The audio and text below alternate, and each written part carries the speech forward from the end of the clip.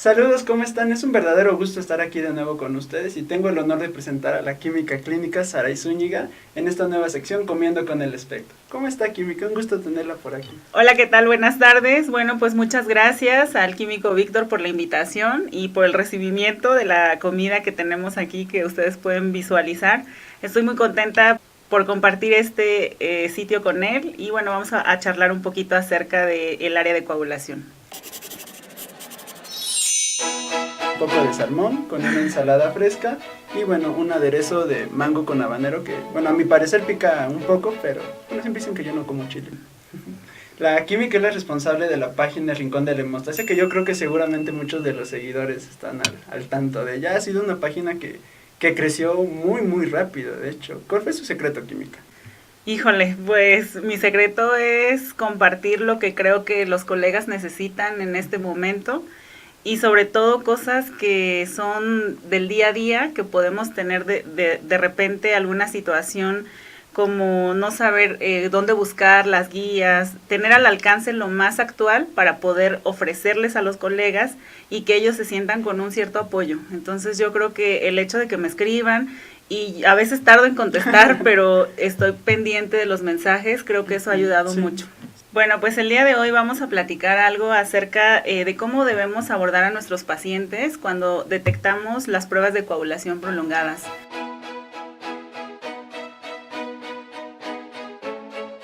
Es una situación un poco de estrés de repente, porque observamos que los tiempos se prolongan y bueno, ¿cuál es la estrategia a seguir para que podamos abordar a esos pacientes o cómo poder darles el seguimiento correcto? Muy bien, perfecto, química. Pero bueno, antes que nada, la primera probada, por favor, química, es cómo se recibe. El químico, la verdad es que me consintió mucho. Este platillo se ve exquisito y bueno, pues voy a probarlo.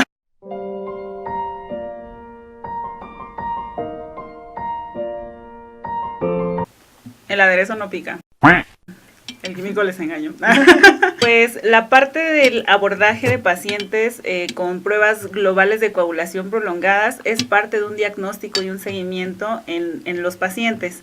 Es importante que nosotros recordemos que un diagnóstico correcto es esencial para el tratamiento y el seguimiento de los pacientes. Entonces, lo que nosotros podemos otorgar en las pruebas de laboratorio será muy interesante porque el clínico nos toma como soporte en esta toma de decisiones. Y bueno, entonces, ¿qué pasa o qué impacto puede tener un resultado que nosotros podamos emitir en el laboratorio? Bueno, pues esto de manera general tiene un impacto muy amplio, muy fuerte y nosotros somos los responsables de estar tras ese instrumento dando un resultado correcto o teniendo un resultado pues alarmante o crítico. Entonces, como sabemos, el resultado de una prueba es responsabilidad de nosotros y por eso debemos pues estar pendiente de todos los resultados que podamos obtener. También un resultado que estamos emitiendo desde la parte de coagulación o de otra área del laboratorio puede cambiar la decisión clínica y terapéutica del paciente. Entonces esto es súper interesante porque si no damos un resultado correcto al paciente en las condiciones correctas, el tratamiento, el diagnóstico y el seguimiento pueden ser completamente diferentes. Ahora, por otro lado, también la parte clínica. El médico aquí es sumamente importante, pues son quienes solicitan las pruebas y sobre todo él debe de tener los elementos necesarios en el reporte para poder hacer su adecuada interpretación. De repente me pasa mucho que en muchos lugares reportan ciertas cosas adicionales al reporte, colocan ciertos parámetros que el clínico no sabe cómo interpretar. Entonces sí debemos de ser súper claros, enfatizar mucho en cómo debemos hacer el reporte porque esto es sumamente importante. ¿Qué lleva unos buenos tiempos de coagulación química? Pues, ¿qué podría poner yo que fuera de más o de menos? Porque he visto que reportan porcentaje de actividad, fibrinógeno, no sé si algún momento hicieron curva de calibración, pero ahí está, ¿no? Exacto.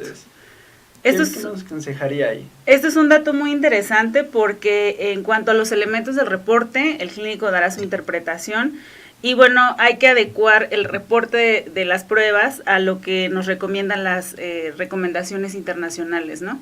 Y lo que debemos de reportar pues sería el tiempo en segundos, los intervalos de referencia, El porcentaje de actividad como tal ya no es un parámetro que se recomiende en la actualidad. De hecho, anteriormente me puse a revisar un poco de bibliografía acerca del porcentaje de actividad y lo que encontré fue muy obsoleto, artículos de hace mucho tiempo. Y bueno, esto puede crear una confusión en el clínico, ¿no? Sí, bueno, es más de que pasan valores y están reportando más del 100%. Exacto. Y luego llegaba el médico a reclamar, es que aquí dice que es un más del 100%, ¿no? Y son datos que de hecho no deberían de aparecer ahí, ¿no? Exactamente. Luego, pues sucede que cuando nosotros reportamos el porcentaje de actividad y como usted lo comenta, estamos dando ciertos valores mayores al 100 o incluso de 70 a 80% y no estamos dosificando el factor. Sí pica. Sí pica. No me engañó que una vez que sí pica. No pica. Sí. No, sí tiene un saborcito. Es habanero. Sí, está rico. Es bueno, es que yo como mucho picante. Ah, okay, pues. Con razón. No el fibrinógeno como tal conviene reportarlo, porque pues está el fibrinógeno de clavos, ¿no? Que es una prueba ya cuantitativa, pero el valor de fibrinógeno calculado con base a los con base a los tiempos de coagulación influye, ¿realmente importa? Mira, existen instrumentos y metodologías que nos dan esta información adicional como parte de las pruebas y se hace en efecto un cálculo para la obtención del fibrinógeno a través del tiempo de protrombina. Se ha visto que hay una adecuada correlación en pacientes que tienen concentración normales de fibrinógeno, pero aquellos que tienen una concentración mayor, como de 700 u 800, esta relación se pierde. Entonces aquí es importante o vale la pena realizar la dosificación o hacer por el método de Claus. ¿Y en cirróticos que está disminuido? Pues ahí sí nos puede funcionar, sí, porque hay mientras más alto sea, se pierde más la relación, pero mientras más esté cercano al valor de referencia o por abajo, hay una adecuada relación. Entonces, si tenemos pacientes o tenemos este dato en las pruebas de coagulación, pues vale la pena reportarlo, ¿no? Al médico le da al menos un panorama de cuánta concentración puede tener el paciente. Bueno, entonces vamos a hablar un poquito acerca de qué tipo de consideraciones debemos de tomar cuando recibimos una muestra y detectamos esta prolongación en los tiempos y qué es lo que debemos de revisar, qué es lo que ustedes deben de poner en su manual de procedimientos para que se quede documentado y ponerlo así como una receta de cocina, ¿no? ¿Qué es lo que debemos hacer? Hacer un checklist de ciertas cosas a tomar en consideración. Una de ellas, y que es muy importante, revisar el origen de la muestra.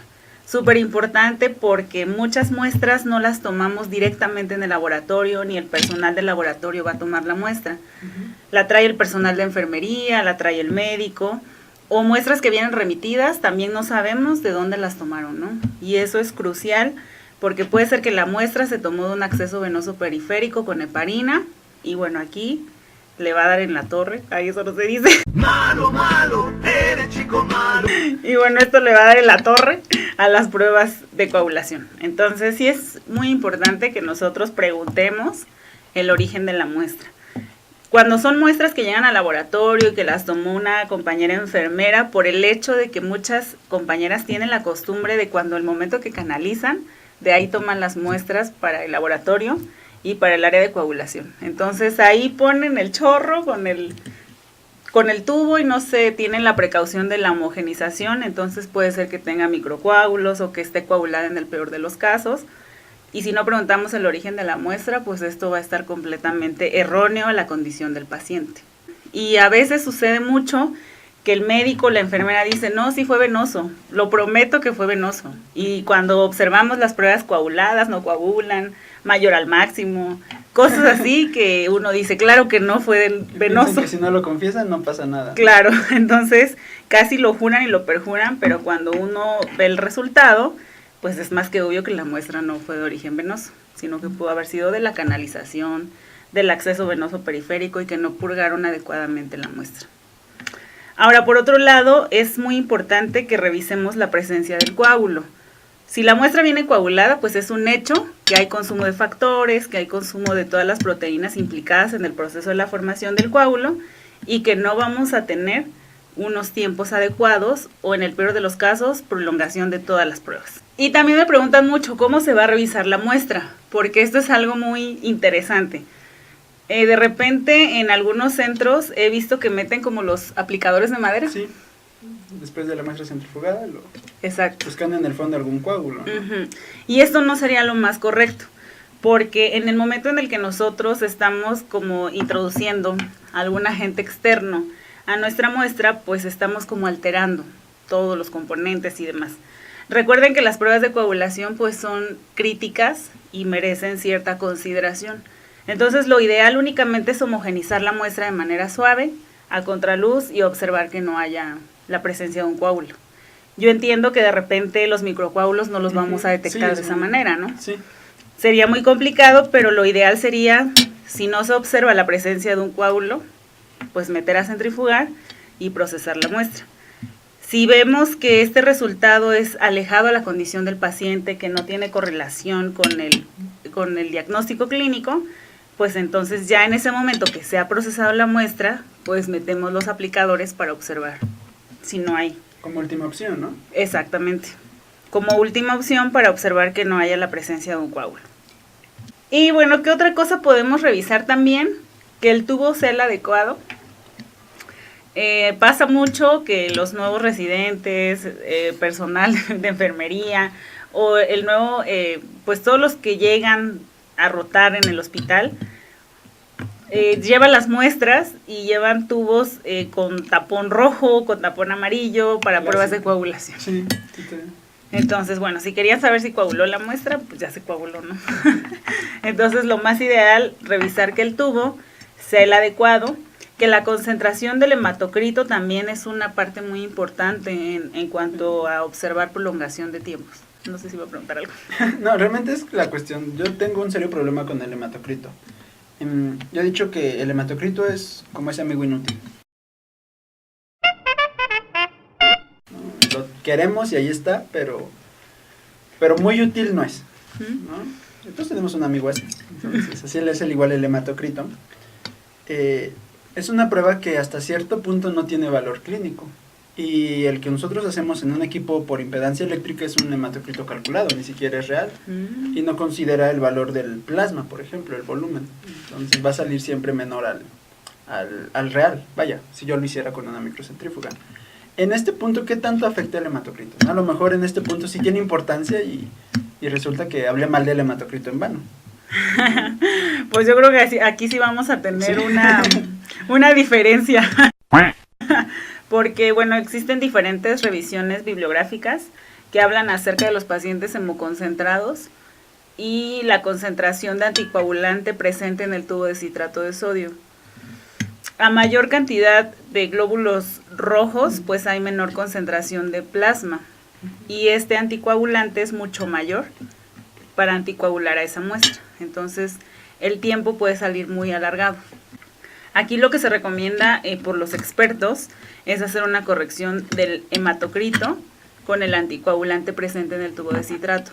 Y bueno, la experiencia que he tenido en pacientes con hemoconcentración, sobre todo los que tienen enfermedad pulmonar obstructiva crónica, ellos presentan hematocritos pues muy altos, ¿no? Entonces, aquí con ellos sí hay que tener cuidado y hacer esa corrección. Y sí nos ha funcionado porque sí hemos visto que hay pacientes prolongados y cuando hacemos la corrección, pues cambia, ¿no?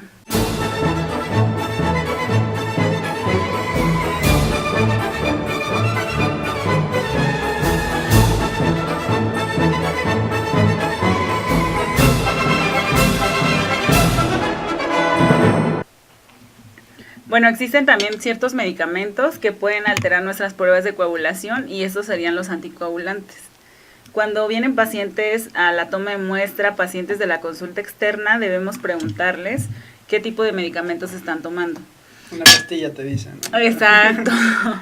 Y No esto pasa mucho porque los pacientes pues no saben el medicamento que toman y ya lo tienen tomando toda su vida. O pues no recuerdan el nombre y te dicen una pastillita así chiquita, color azul. Bueno, esa no química, yo creo que... No, ¿verdad? Entonces describen el medicamento, pero pues uno no tiene como que la idea clara. Y es importante también a ellos darle información para saber si sí es un anticoagulante lo que están tomando. Me tocó un paciente un día que le pregunté, oiga, ¿usted está tomando anticoagulante? Y me dice, no, eso solo los automóviles. Y yo, como si solo los automóviles llevan anticongelante. Y yo no me refería a eso, me refería a un medicamento que le ayuda a mantener su sangre líquida. ¿No le explicó su médico? Ah, sí, estoy tomando ese. Claro, estoy tomando. Bueno, también hay quienes consumen, de hecho la intoxicación con metanol actual se debe al consumo de anticongelantes. Ya actualmente sí hay quien ¿Quién lo consume? sí, en vez de aguas locas ahora están utilizando eso. Wow. Bueno, cada Luego cosa. paso la receta también. Ah, bueno. Entonces, bueno, eso es muy importante, la información que le estemos dando al paciente para que él se sienta como que en la más apertura de poder dar la información y de decir, bueno, sí, estoy tomando este medicamento. O luego tampoco lo quieren decir, porque como son pacientes que les tienen que dar el medicamento y lo tienen que tomar casi toda su vida, o ya tienen una patología que los va a condicionar a alguna situación, no se toman el medicamento porque es como la resistencia a tomar a tomar una pastilla diaria, ¿no? Entonces como que están en esa lucha y cuando van al laboratorio, ya sea que un día antes se tomaron las 2 pastillas o 3 pastillas y pues ellos dicen que se lo están tomando de manera correcta cuando la situación y la realidad es otra. Entonces pues sí es muy importante que incluso los pacientes que tienen anticoagulación se les dé como una terapia completa de la parte psicológica, porque esto es muy importante. Los pacientes pueden tener episodios de sangrado muy graves y bueno, pues esto tiene que estar informados los pacientes. Sí. Y también que den la información cuando lleguen al área de la toma de muestra y que nosotros sepamos que están con un anticoagulante para cuando veamos las pruebas del tiempo de protrombina no nos alarmemos porque haya INRs muy altos. Bueno, otro punto que también debemos de considerar dentro de la solicitud y que es sumamente importante es el diagnóstico del paciente. Si nosotros vemos que un paciente tiene cirrosis hepática o que tiene alguna situación clínica de cáncer, pacientes con HIV, y que ya estamos observando el diagnóstico y vemos tiempos prolongados, pues también no será una situación de alarma para nuestra parte, sino que ya estamos relacionando la parte del laboratorio con la parte clínica. Entonces, por eso es muy importante que exijamos la impresión diagnóstica y que también nosotros revisemos un poquito más acerca del paciente, ¿no? Suponiendo que todo esto ya fue descartado, viene la corrección con plasma, ¿no? Así es. ¿Cómo se realiza? Bueno, la corrección es muy interesante y es muy fácil de hacer siempre y cuando tengamos las condiciones adecuadas y tomemos en consideración ciertas situaciones. Como por ejemplo, nosotros para poder hacer una corrección necesitamos de 2 elementos, la muestra del paciente problema y un pool. El pool, ¿cómo lo vamos a hacer? También es una pregunta que hacen en todos lados porque la manera de hacer el pool garantizará que la corrección sea correcta. Si nosotros tenemos un pool degradado o un paciente que tomamos en consideración y ese paciente tenía una deficiencia de factor, pues ya no nos va a funcionar. Debemos de tomar en cuenta que el pool se debe de realizar o en la mejor manera sería en pacientes sanos que vienen a la consulta externa y bueno, lo ideal sería en banco de sangre. Si nosotros tenemos un banco de sangre a la mano, Los donadores serían los principales candidatos para poder realizar el pool. Pero bueno, en muchos lugares no hay banco de sangre y dicen, bueno, pues no tengo un banco de sangre. ¿Qué puedo hacer, no? ¿Cómo le voy a hacer? Pues sencillo, de sus pacientes de la consulta externa. Hay muchos que solamente vienen a pruebas preoperatorias y que ellos van a cirugía y no tienen otra patología. Podemos ver las pruebas de coagulación incluso. Si les piden pruebas de funcionamiento hepático, sería lo ideal revisar.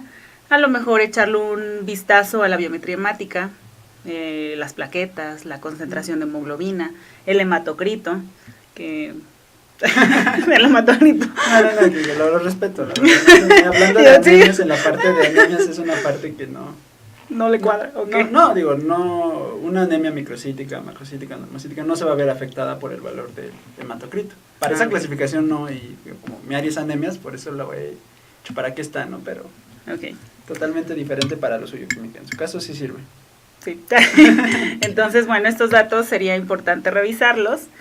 Y si todo está bien, podemos considerar ese paciente para mi pool. Ahora, ¿cuántos necesito? También es una pregunta obligada. 1, 2, con 1 se puede 20. Hacer la corrección 20. Siempre tenemos como que 2 parámetros, sí. Lo mínimo y lo ideal. Entonces, lo mínimo que se necesita son 5, 5 pacientes sanos, 5 donadores, y lo ideal serían 20. 20 de banco de sangre, en condiciones óptimas, que ya hayan pasado los filtros, y bueno, eso vamos a necesitar.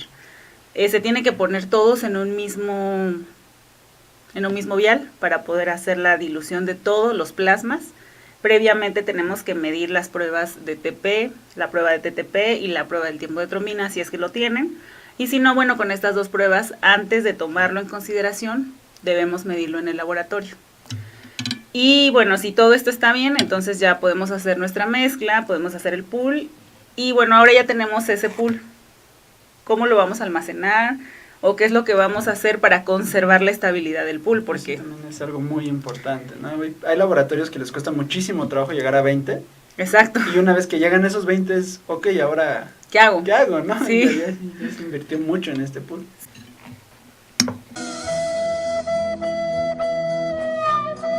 Bueno, entonces, ¿qué vamos a hacer con ese pool de 20 donadores y que vamos a resguardar para poder tener disponible en el momento en el que vamos a hacer esa corrección? Lo ideal sería que ustedes preparen alícuotas de 1 mililitro, ya sean tubos Eppendorf, en tubos, no sé, microcopas, o en un material que ustedes tengan disponible para poder hacer esas alícuotas. Interesante es que no sea material de vidrio, porque puede activar a la fase de contacto de coagulación, entre ellos al factor 12, y bueno, pues hay una preactivación. Entonces, que no sea vidrio, que sea plástico y que tengamos en un lugar para poder congelar de manera rápida. Esto es muy interesante porque la congelación también es una situación que le puede pegar directamente a las pruebas de coagulación. Casi siempre lo que utilizamos para congelar nuestros plasmas son estas gradillas de unicel. Se colocan las alícuotas y se mete a un congelador. Lo que hace el unicel es que aísla el frío y el calor, y la congelación no va a ser de manera rápida, sino que va a ser de manera paulatina. Lo que se recomienda es que sea una gradilla pues de metal, una gradilla plástica, donde la congelación llega a la muestra de manera rápida y se congele así. Y bueno, pues esto es interesante porque si no lo hacemos de esta manera vamos a degradar a los factores y el pool ya no va a ser el adecuado para poder hacer esa corrección. Ahora, ¿qué temperatura necesitamos y hasta cuánto tiempo? En una temperatura convencional, por ejemplo, en nuestro refrigerador de la casa, pues no nos serviría para poder congelar nuestros plasmas, y el pool que estamos realizando no. Necesitamos un ultracongelador que esté a menos 20 grados centígrados de preferencia, y estos pool nos van a servir hasta 15, 20 días, un mes, si no es una puerta que se esté abriendo de manera constante y si conservamos esa temperatura pues todo el tiempo. Si tenemos un ultracongelador que pueda llegar a menos 70 grados centígrados, pues esto sería fabuloso, porque aquí podemos tener nuestros plasmas hasta 6 meses y bueno, hasta un año podríamos tenerlos almacenados ahí, siempre y cuando lo mismo, cuidando la congelación, cuidando que la puerta no se esté abriendo. La descongelación debe de ser de manera brusca y no se debe de hacer de manera paulatina. No se debe de sacar del ultracongelador y poner a temperatura ambiente. Lo ideal o lo recomendado es sacar el pool y con un baño María que ya tengamos listo a 37 grados centígrados, colocar el vial 5 minutos para la descongelación y ya lo tenemos listo para el uso de la corrección. Esto es muy importante porque si ustedes no cuidan esa temperatura, nuestras enzimas, que son los factores de la coagulación, pues no se van a degradar. ¿No? Exactamente. Son proteínas. Y química, tal vez suene muy tonta mi pregunta, pero yo creo que es algo que siempre le preguntan. ¿Qué puedo hacer si no tengo ultracongelador? ¡Ay, sí! La pregunta obligada. Sí, la que no puede faltar es... Sí. El de mi refri ya dijo que ya no sirve el de mi casa. Para esto, los 8 grados o 5 grados que puede agarrar mi refrigerador no está ni de cerca a los menos 20 que necesita un ultracongelador. ¿Realmente hay algo que pueda utilizar? Porque luego hay cosas que patentan, ¿no? Las mexicanadas, que es hielo con sal, intentando que esto vaya a otro grado, que me parece que no sirve para nada, pero lo intentan. ¿Hay algo que pueda hacer realmente? Pues aquí, para tener el pool conservado, lo único que se puede hacer es la ultracongelación. Y si no tenemos esta parte de la ultracongelación, hay otras recomendaciones que me gustaría abordar más adelante para que vean como qué hacer en caso de que no tengamos esto o no tengamos me esto. adelanto aquí. Entonces ahora pasemos, ya conservamos ese pool, ahora ¿cómo vamos a hacer la corrección? La corrección se puede hacer de cualquier prueba que esté prolongada, ya sea básicamente la del TP o la del TTP. Entonces vamos a ver cómo vamos a hacer la corrección y esto es muy fácil. Lo único que necesitamos es una parte del plasma del paciente y una parte de nuestro pool. Lo podemos hacer un ejemplo, 300 microlitros del paciente con 300 microlitros del plasma. Y podemos hacer esa corrección, esa dilución de esa muestra y corremos la prueba que esté prolongada. Bueno, entonces, ¿qué pasa si nosotros no tenemos ese ultracongelador? ¿O qué vamos a hacer si no tenemos a ese banco de sangre cercano? O también existen laboratorios que solamente procesan 1, 2 o 3 pruebas de coagulación y las que llegan pues están patológicas, ¿no? Sí. Entonces, aquí, ¿cómo le vamos a hacer para hacer esa corrección? Primero, sería considerar al menos 5 individuos sanos.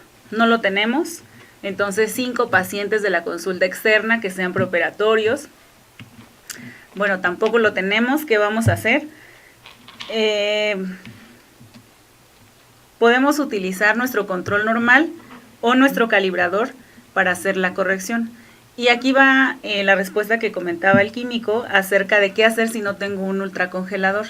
Si no lo tengo y tampoco tengo un banco de sangre, bueno, pues utilizo el control normal. El control normal es un pool estandarizado porque ya viene liofilizado. Exactamente. Que ya nosotros hidratamos previamente, que nos sirvió para nuestra corrida diaria. Y si tenemos una muestra o 2 muestras que queremos corregir, pues esto sería ideal para hacer esa corrección. Entonces, bueno, pues vamos a utilizar el control normal y lo mismo. Hay recomendaciones, hay diferentes revisiones bibliográficas que hablan acerca de la corrección de los tiempos de coagulación. Y bueno, pues aquí hay un ejemplo de uno, pero existen sin fin, ¿no? Y estas recomendaciones de qué hacer o cómo ir abordando, cómo poder utilizar estas pruebas, pues es básicamente así. Donadores, pacientes, no tenemos, bueno, pues al último, como última opción, el control. Que en lo personal, bueno, yo dejaría de primer lugar al control de calidad antes que a mis pacientes de la consulta externa. Porque el control de calidad, pues como ya mencioné, es un liofilizado, ya estandarizado, que tiene valores propios.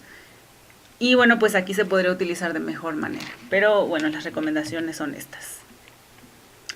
Ahora, ¿cómo vamos a hacer la corrección? Aquí tengo un ejemplo de un paciente que tiene un TTPA inesperadamente prolongado. Y bueno, ya se revisaron todos los anteriores puntos a considerar y ahora vamos a hacer la corrección. Entonces vamos a utilizar 200 microlitros del pool que ya tenemos preparado. Algo también que se me olvidó comentarles es que antes de que ustedes utilicen este pool, si ya lo tenían almacenado, es volver a correr las pruebas de coagulación. Con esto garantizamos que no se han degradado los factores o que algo pasó, que se fue la luz o que dejaron la puerta abierta. Sin fin de cosas que podemos ir descartando cuando volvemos o incluso que la descongelación no haya sido la correcta. Porque puede ser que a lo mejor saqué mi vial y me di cuenta que el baño mariano estaba a 37 grados centígrados. Y mientras lo llevé a 37, la muestra estaba a temperatura ambiente. Entonces, pues no lo llevé a descongelación brusca. Y esto puede alterar las pruebas. ¿Cómo lo garantizo? Volviendo a correr las pruebas después de la descongelación. Con que esté en tiempos de referencia ya con eso, ¿no? Exacto, con que esté al tiempo. Y bueno, si ustedes llevan como un registro del antes y del después, pues también sería un comparativo interesante. Entonces, ya tenemos al paciente, 200 microlitros, y ahora sí vamos a hacer una mezcla del paciente con el pool. Se homogeniza de manera correcta, de manera suave, y vamos a homogenizar esa mezcla. Ahora volvemos a correr de esa mezcla, vamos a correr la prueba que esté prolongada, en este caso la del TTPA. ¿Qué estamos haciendo con la corrección o qué es lo que pasa cuando nosotros ponemos un pool de pacientes o un pool de donadores o un control? ¿Qué es lo que estamos evidenciando aquí? Que el paciente no tenga o la deficiencia de un factor o la presencia de un inhibidor. Lo que yo tengo en el pool, espero que tenga casi el 50, 60, 70 o en el mejor de los casos, el 100% de mis factores de coagulación. Entonces, si hay un factor deficiente o dos, yo estoy aportando con el pool que están preparando, estamos aportando ese factor deficiente. Y lo que se espera en un paciente que tenga deficiencia de factores, que la prueba corrija. Si no hay deficiencia de factores, pues que continúe igual prolongada o se pueda prolongar más. Bueno, aquí tenemos un algoritmo que les puede funcionar mucho en el laboratorio para saber si corrigió, si no corrigió o hacia dónde se va, cuando corrige, cuando no corrige. En la parte de arriba tenemos la prueba prolongada, que en este caso sería la que ya habíamos corregido con el ejemplo anterior, que es la prueba del TTPA. Hicimos la corrección con el pool y ahora si corrige, entonces estamos pensando en una deficiencia de factores. ¿Qué factores? Bueno, pues los de la vía intrínseca. Como hay mayor prevalencia en factores pues 8 y 9, se puede pensar de primera intención en esos. Dosificar. Factor von Exacto. Willebrand, ¿no? Hemofilia, von Willebrand, hemofilia A, hemofilia B. Ahora, en el caso de que no corrija la prueba, entonces pensamos en la probable presencia de un inhibidor que puede ser inespecífico o específico de la coagulación. Inespecífico porque puede estar dirigido hacia complejos de fosfolípidos, o bien específico porque todos los factores de la coagulación pueden generar anticuerpos. Entonces, estos inhibidores pueden generar una interferencia al momento de las pruebas de coagulación y vamos a tener este alargamiento. Lo más probable, o estadísticamente lo que más podemos tener, sería el anticoagulante lúpico, que es un anticuerpo que tiene afinidad por los complejos de fosfolípidos y que hay un bloqueo en el ensamblaje de los factores de coagulación y vamos a tener tiempos prolongados. Entonces, aquí cuando hacemos la corrección, pues no corrige y el primero que se piensa es un anticoagulante lúpico. Si ya sabemos que es un paciente con hemofilia, que de repente hacen, bueno, no de repente, sino que hacen inhibidores contra factor 8, contra factor 9, pues aquí también pueden dar este tipo de comportamiento. TTPAs prolongados que no corrigen, pero ya son anticuerpos dirigidos contra factor 8 o factor 9. Entonces aquí pues ya no se piensa en el anticoagulante lúpico, sino que ya se piensa en un inhibidor específico por el diagnóstico del paciente. Y bueno, si el resultado da negativo, entonces igual vale la pena poder hacer los inhibidores pues más probables, que sería contra factor 8 o contra factor 9. Existen ciertas patologías en pacientes que pueden hacer inhibidores contra 8 o contra 9. Son sobre todo los pacientes con HIV, hacen mucho este tipo de comportamientos. Anticuerpos de tipo lúpico, anticuerpos contra 8, anticuerpos contra todo. Ahora entonces, ¿cuál es la interpretación clínica del tiempo de protrombina? O se emplea básicamente en la evaluación de las pruebas preoperatorias y también se puede acortar en diferentes situaciones, como puede ser el embarazo o los estados pretrombóticos, después de la administración de altas dosis de anticonceptivos orales, que también es todo un tema. Y bueno, pues también después de una operación quirúrgica o durante el periodo posparto, pues se puede alterar esta prueba, se puede ver acortada. Entonces, lo que podemos observar en el laboratorio básicamente es un fenómeno tanto de alargamiento como de acortamiento, y hay que ver qué es lo que está sucediendo.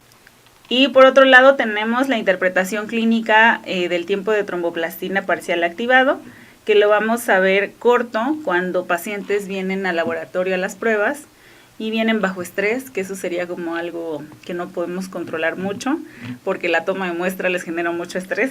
O grabar un video. Sí, grabar un video, el ejercicio, el embarazo, estados posparto, cirugía o algunas situaciones que debemos de tener en consideración cuando observemos este comportamiento. En tiempos cortos, pues no hay nada más que hacer más que investigar la etiología. Solo en tiempos prolongados, pues sí vamos a hacer una corrección, pero en tiempos cortos, pues no hay mucho que hacer. Entonces, básicamente, decimos que corrige cuando el resultado se encuentra dentro de los intervalos de referencia que ustedes tengan en su laboratorio.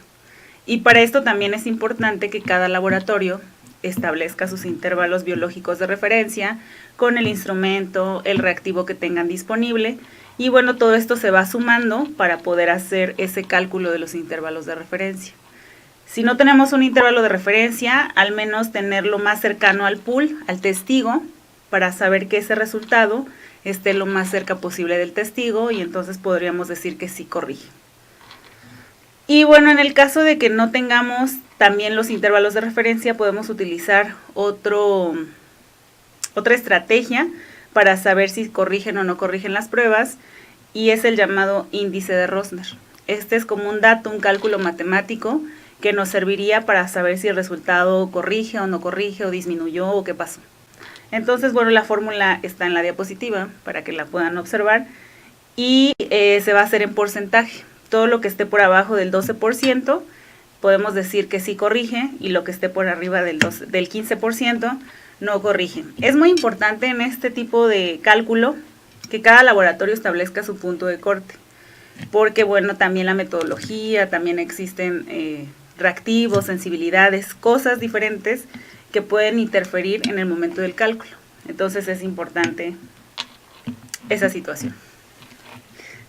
Bueno, y entonces, concluyendo un poquito esta plática, recuerden que la comunicación efectiva que podamos establecer entre la parte del laboratorio, entre la parte profesional médica, pues es muy importante, porque con esa comunicación vamos a establecer un adecuado seguimiento en el paciente y bueno, siempre estar en completa armonía para poder otorgar un resultado pues coherente a la situación clínica del paciente actual. Pues ya. Y bueno, el único objetivo de esta comunicación sería tener al paciente, o el objetivo principal es el bienestar de nuestro paciente, y bajo él estamos trabajando aquí por mejorar los estándares, por estar trabajando todo el tiempo para que estandaricemos nuestros procesos. Entonces aquí el mayor beneficiado sería nuestro paciente. Muchísimas gracias, Química, por darnos este tema tan importante que muchas veces llega la prueba, llega la muestra, está elevado y no sabemos ni qué hacer, ¿no? Lo primero es reportarlo así. Exacto. Y no sabemos qué sigue, o la corrección, por ejemplo, es algo que en muchos lugares no se hace. No se realiza. Sí, y bueno, ahorita que ya vieron esta pequeña charla, vean que es algo tan sencillo. El control de calidad lo tenemos todos los días.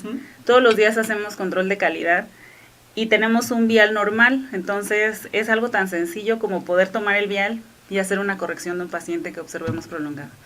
Y la información que ustedes le estén aportando al clínico es muy importante y abre mucho el panorama para saber que no todo es transfusión, porque cuando hay tiempos prolongados el médico transfunde al paciente y si no es una deficiencia de factores, pues puede condicionar otro problema. Sí, es un inhibidor al contrario, ¿no? Exacto. Cambia totalmente el panorama y el pronóstico, es algo que debemos de considerar y algo que realmente no nos quita ni 5 minutos, tal vez, a lo mucho. Exacto, y incluso ya hay equipos automatizados que se puede programar la prueba y ustedes únicamente ponen el vial en el instrumento y el instrumento hace la dilución. Ya sin problemas. Exactamente. Ya que más queremos, ¿no? Sí, y con aguacate para acabar. Sí. Bueno, muchísimas gracias, Química, por estar con nosotros, por compartirnos algo de lo mucho que sabe. Sigan a la Química, por favor, la encuentran como Rincón de la Hemostasia. Así es. Ella sube cursos, sube desde en vivo hasta ya otro tipo de eventos, ¿no? Tiene diplomados y, bueno, yo la veo viajando por todos lados, Química. Bueno, le agradezco que haya tomado el tiempo para viajar, no lo saben, pero la Química viajó desde el otro lado de la ciudad para venir a acompañarnos a comer y bueno, espero también ustedes estén comiendo, que esa es la idea. Sí, y bueno, pues te agradezco mucho la invitación, sobre todo porque este espacio es muy importante para llegar a los colegas. Yo creo que el Facebook es una oportunidad de llegar a cualquier lado. Algo que me gustaría comentar, y bueno, es muy aparte, pero mi página se llama El Rincón de la Hemostasia por eso, porque a todo rincón donde haya un Facebook podemos llegar, ¿no? Entonces este espacio es para actualizarse, para que ustedes estén en comunicación y lo que necesiten, con todo gusto puedo estar para darles información. Busquen la página del Rincón de la Hemostasia y estoy para servirles. Muchísimas gracias, nos vemos la siguiente y bueno, esto fue Hematología Clínica, comiendo con el experto. Muchísimas gracias. Gracias, Química. nos vemos pronto. Bye.